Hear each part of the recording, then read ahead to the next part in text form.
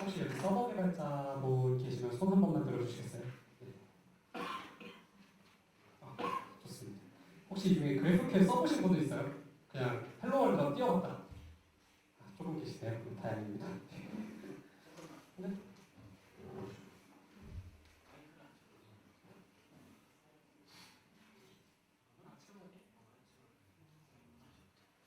죄송합니다. 마이크 치고 가야 돼요.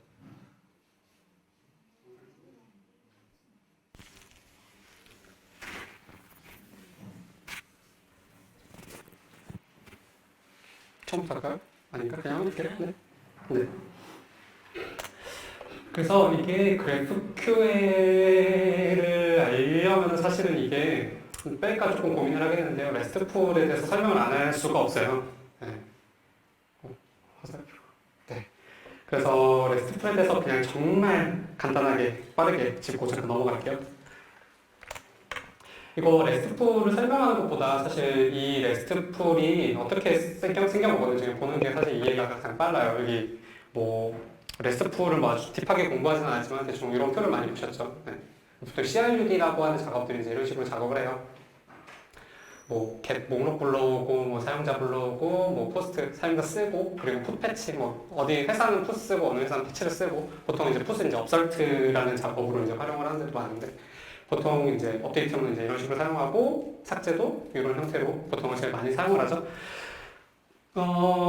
이 REST풀이 보통 이 구조를 보통 벗어나지 않아요. 잘 만들었다, 가장 뭐 REST풀스럽다 하면은 이 구조를 거의 벗어나지 말라고 얘기를 해요. 뭐 특정 뭐 뒤에다가 어떤 뭐 메서드를 붙인다든가 이따가 잠시 보게 될 건데, 네. 어쨌든 이런 형태를 쓰라고 이제 많이 주장을 하죠.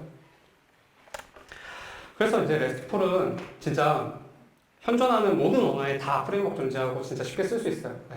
그래서 이제 CRUD를 표현하고 그리고 이제 좀 REST풀스럽다라고 흔히 얘기하는 게 이제 오픈 API 스페시피케이션 이런 표준이 있어요. 이 표준에 맞춰가지고 제작을 하면 이제 흔히 말하는 REST풀스럽게 잘 했다라고 하는 부분이 이제 이 표준을 지키면 그런데 근데 정작 막상 이제 사용을 해보면은 그 표준을 잘 지켰냐 하면 사실 그렇지는 않은 것 같아요. 이제 다른 이제 회사에서 어떻게 REST풀을 쓰고 있는지 이제 API를 좀 이렇게 보여드릴게요.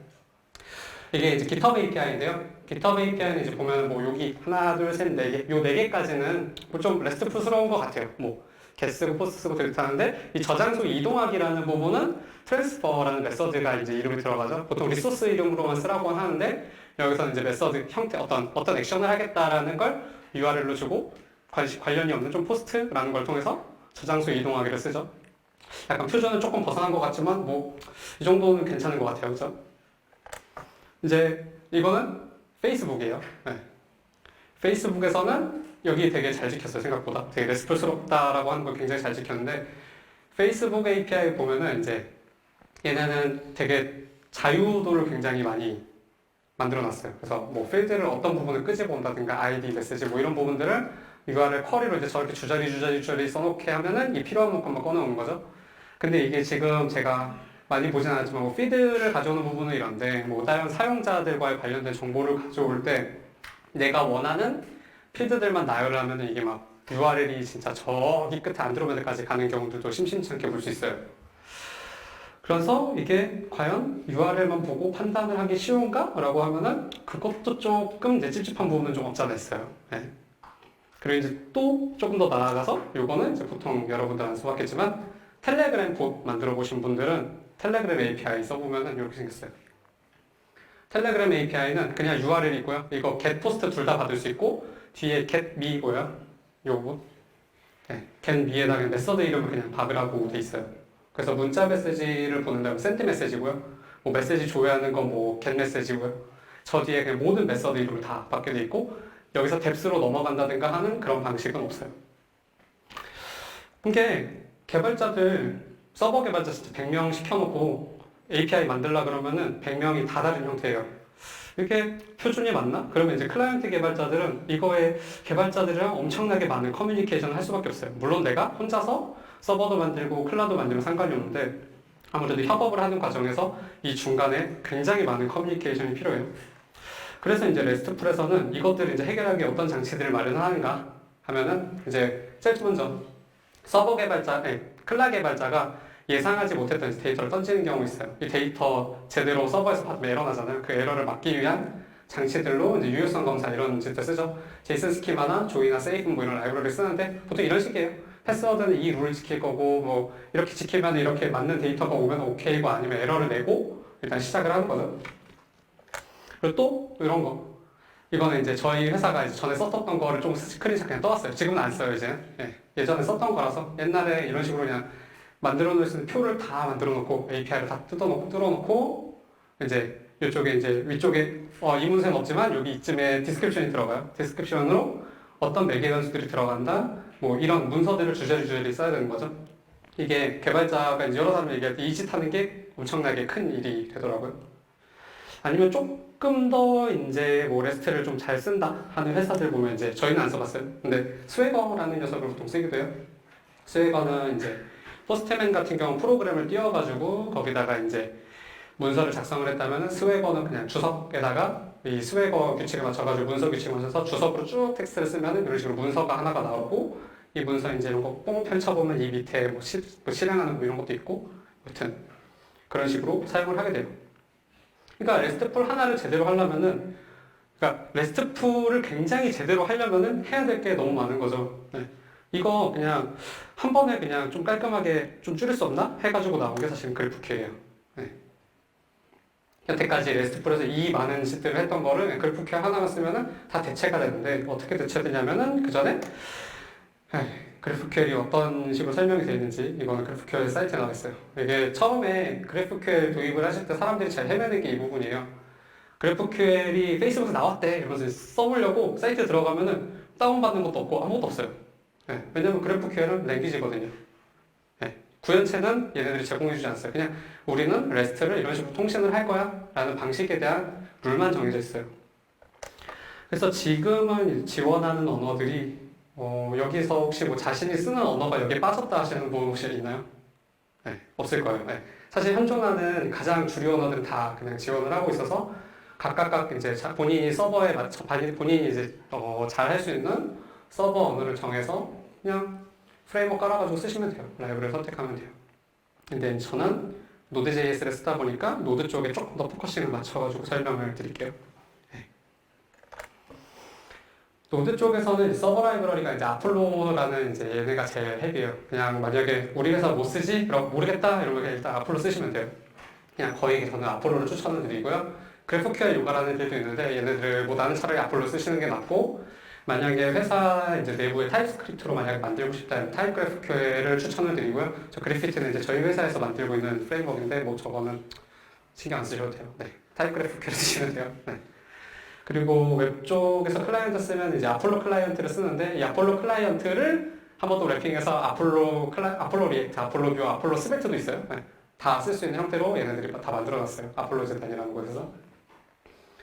그리고 이제 어플리케이션을 만약에 쓴다. 만약에 근데 사실 어플리케이션에서 이 그래프QL은 통신에 대한 약속이라고 했잖아요. 사실은 그래서 이 라이브러리가 필요 없어요. 그냥 원하는 HTTP 그냥 아무 라이브러리를 가지고 통신이 되는데 이제 얘네들은 조금 더 좋은 기능을 제공을 하는데 뒤쪽에 설명을 드릴게요.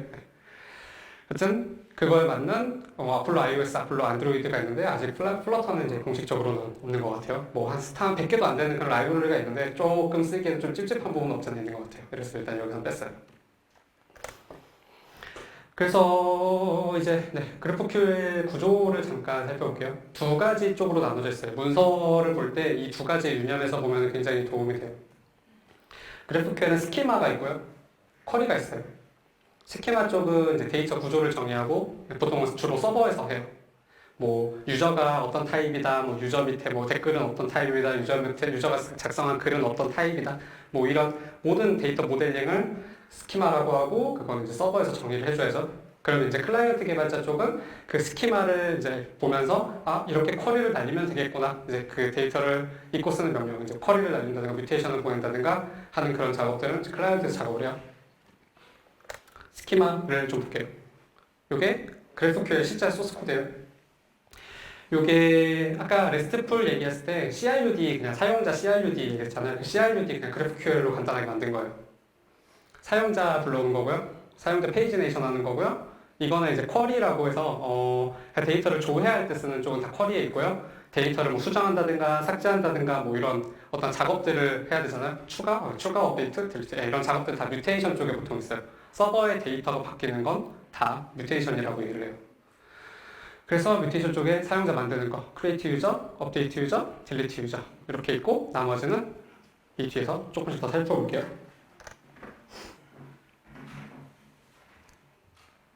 스키마에서 이제 스키마는 보통 이렇게 생겼어요.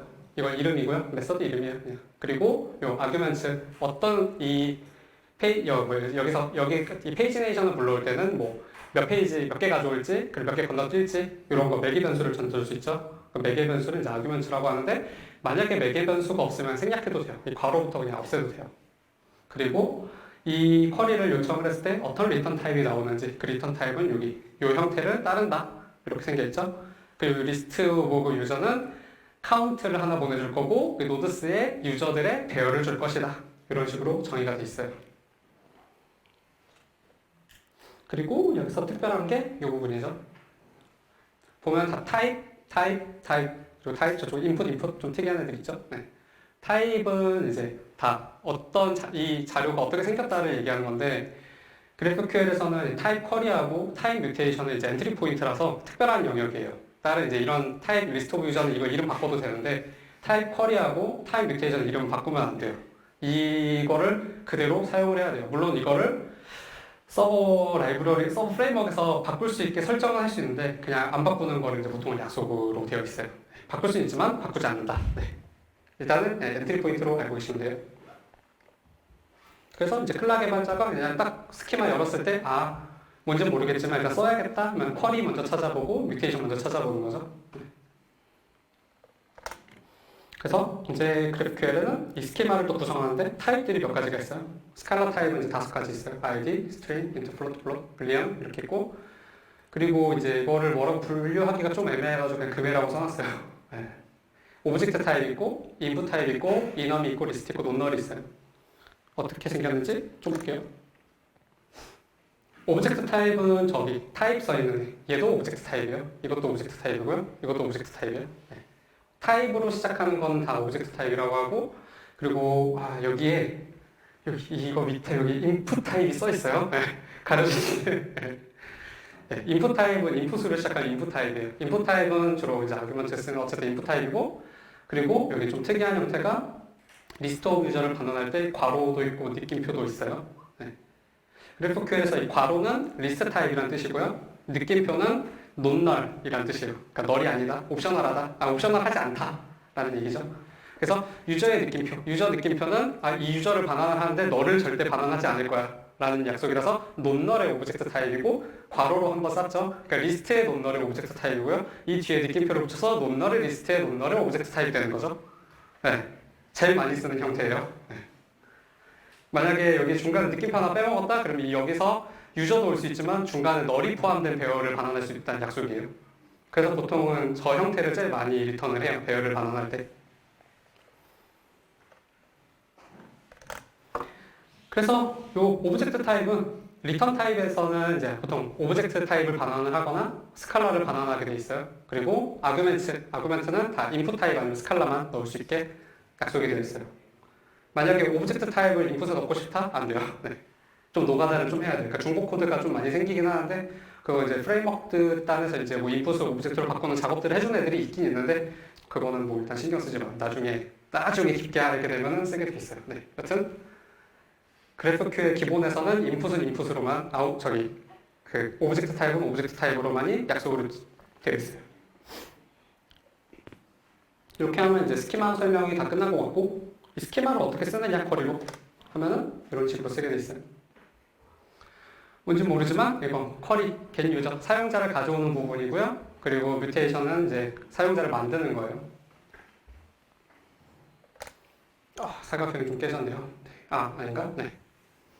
그래서 이 유저를 가지고 올 때 유저 밑에 내가 필요한 만큼의 필드를 그냥 쓰면 돼요. 순서대로 ID, 이메일, friends, ID, 이메일 뭐 나는 이 형태에 맞춰가지고 받고 싶어 하면 작성하면 되고 특정 상황에서는 이메일이 필요 없으면 이메일 지우면 돼요. 만약에 또 다른 값들이 필요하면 그 필드를 추가하면 되고 이 하위 뎁스로 가는 것도 그냥 중괄호로 묶어서 계속 중첩해가지고 쓰면은 그만큼의 쿼리를 한 번에 땡겨올 수 있어요.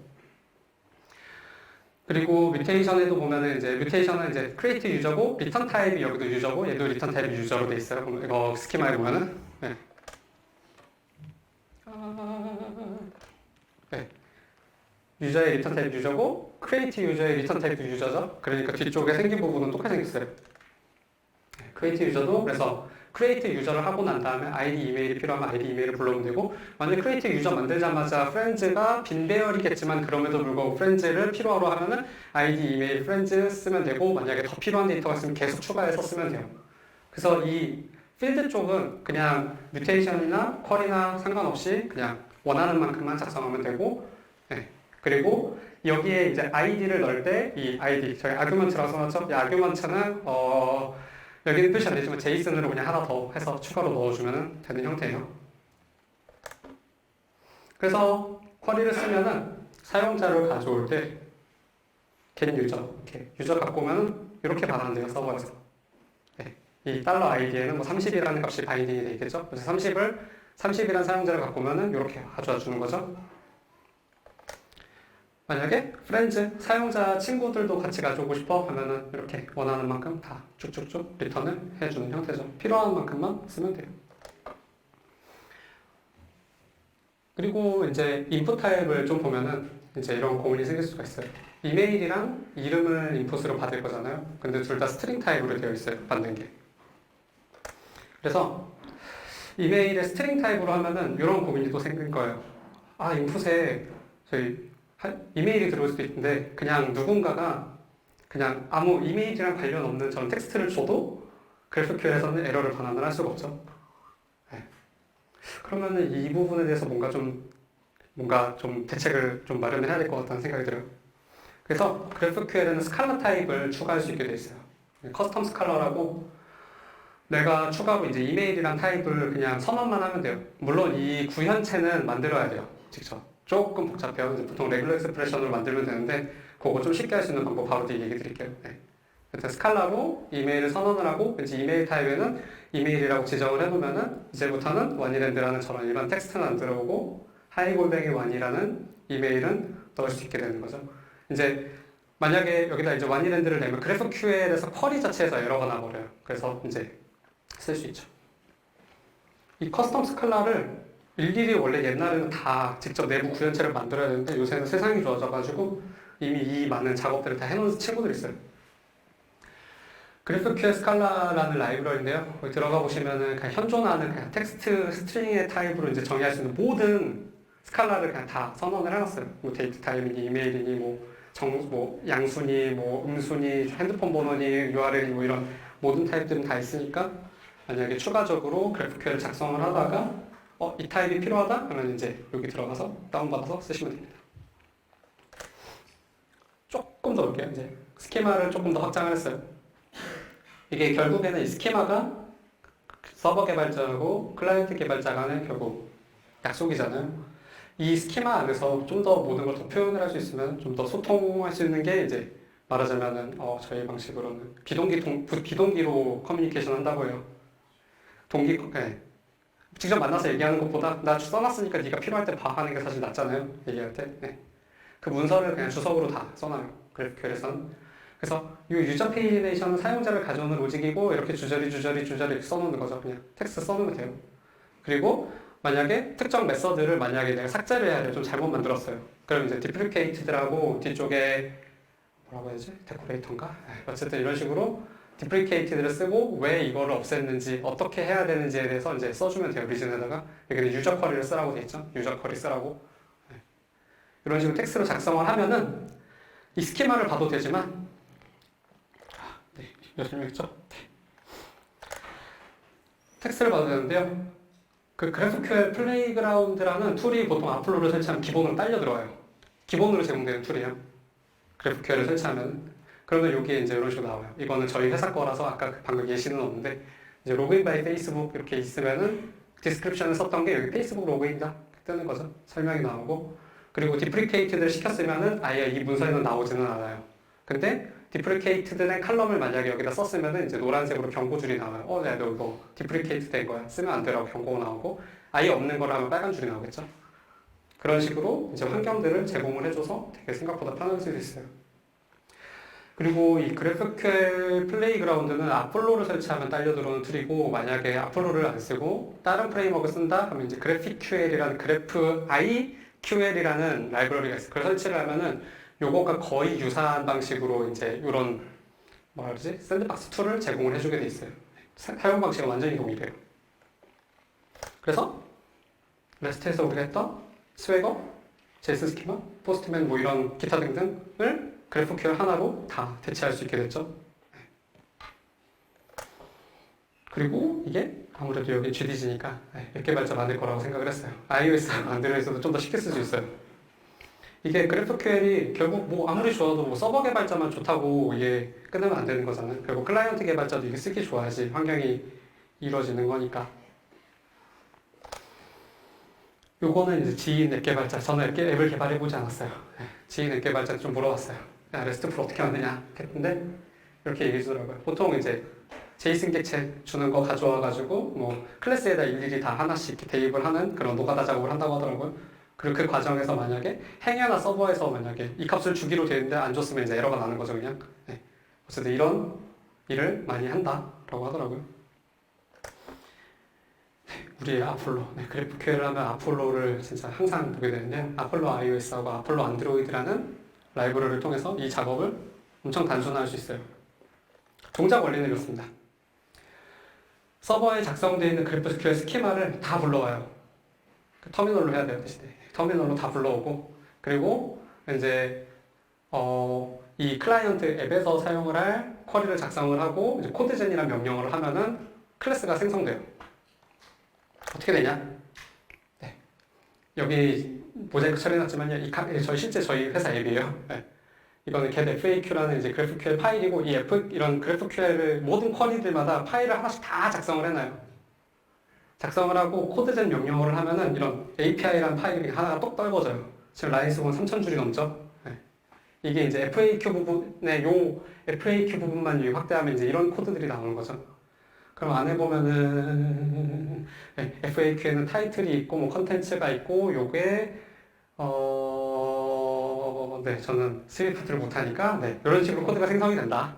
그렇게 아시면 돼요. 그러니까 결국 그 제이슨에서 직접 일일이 클래스 만들고 했던 노가다는 그냥 없어지는 거예요. 그냥 나는 이 GraphQL에 이 get FAQ를 써 그러면은 자동으로 그냥 클래스가 자동 완성이 되고 우리는 자동 완성 통해 가지고 그 안에 타이틀이나 뭐 컨텐츠를 쓴다 이런 식으로 되는 거죠. 그리고 마찬가지 이런 언어들에서도 그 논널이라는 걸 되게 사실 요새는 좀 중요하게 보는 것 같아요. 옵셔널 타입들. 그 옵셔널 타입들도 다 처리돼 있어가지고 필요하면은 이렇게 if 쓰면 되고 이거는 이제 좀 체크를 해야 될 것 같으면 if로 체크해가지고 빼고 뭐 이런 작업들을 할 수 있게 그 언어에 네이티브하게 다 맞춰져서 들어와 있어요. 사실 여기까지만 하면은 이제 다 만들 수 있죠. 서버도 만들 수 있었고 클라이언트도 만들 수 있었고 근데 이제 서버에서 이게 하다 보면은 이제 굉장히 많은 이제 트러블 슈팅들이 벌어져요. 이게 여태까지 행복한 얘기들만 했지만 실제로 이제 하다 보면은 이렇게 행복하지만은 않아요. GraphQL이. 그런 문제들이 남은 문제를 좀 짚어볼게요. 가장 큰 문제예요. 이게 GraphQL을 뭐라 그러지? 사용을 해보면 지금 여기에는 GraphQL 코드를 제가 다루지 않았어요. Node.js. 근데 이게 코드를 짜보면은 이렇게밖에 안 나와요.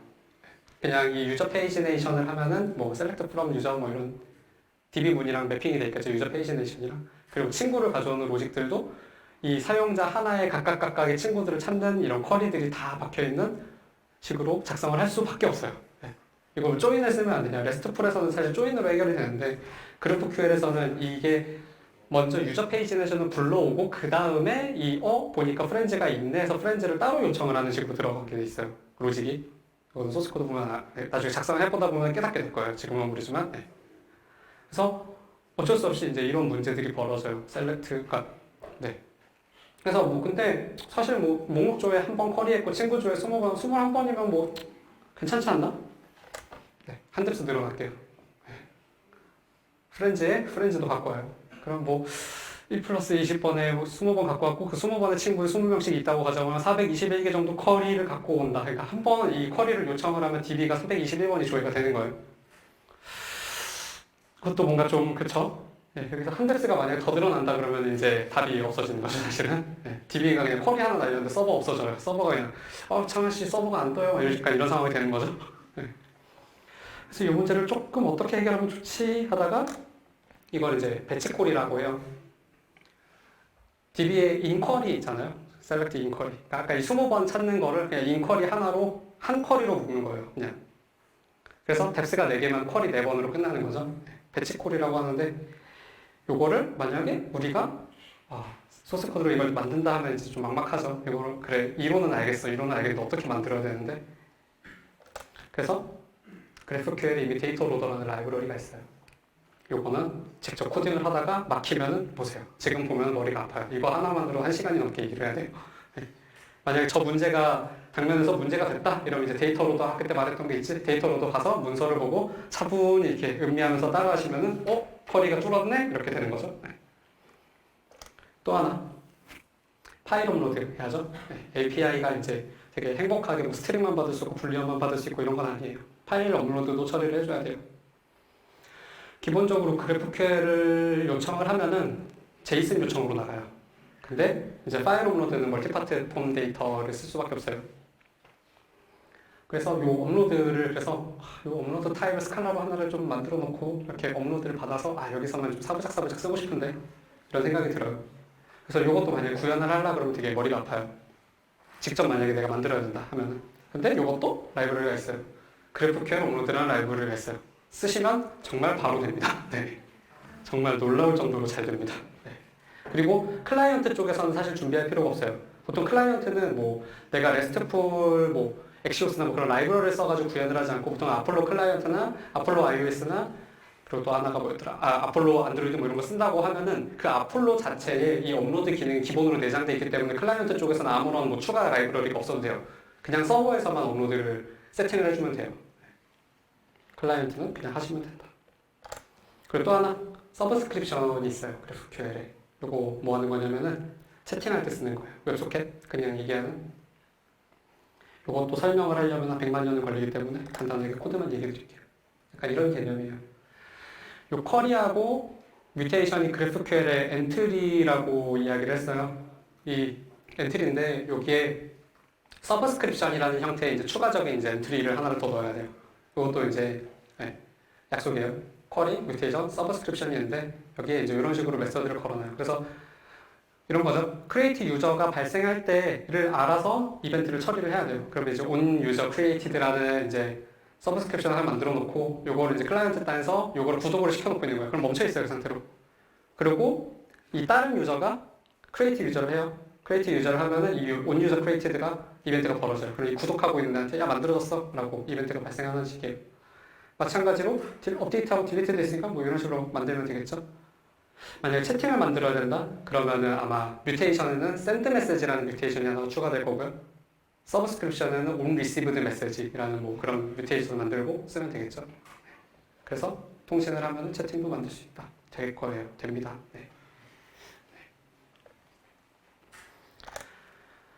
그리고 또 하나. 요거는 사실은 GraphQL에서는 해결할 수 없어요. 뭐냐면은 짠. 사이트 만들 때 그냥 이런 URL들 있잖아요. 새로 고침하면 그냥 계속 바뀌는 저희 집 강아지입니다. 그냥 REST 같은 경우는 이런 식으로 URL을 주면은 바로 뭐 반응할 수 있게 만들 수 있죠. 뭐 이런 500짜리 뭐 이미지 반다음에 REST풀에서는 그냥 리스폰스 타입을 이미지로 받으면은 이런 짓을 할 수 있죠. 어디 갔냐?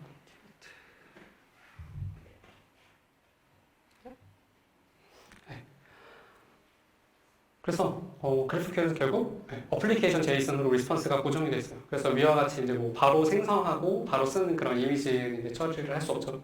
구조상 불가능해요. 근데 저희 회사에서는 필요했어요. 필요해서 저희는 이렇게 구현을 했어요. 그냥 resize라는 그냥 유저 프로필이라는 이제 사진 얘가 와요. 그러면 사진 아이디예요.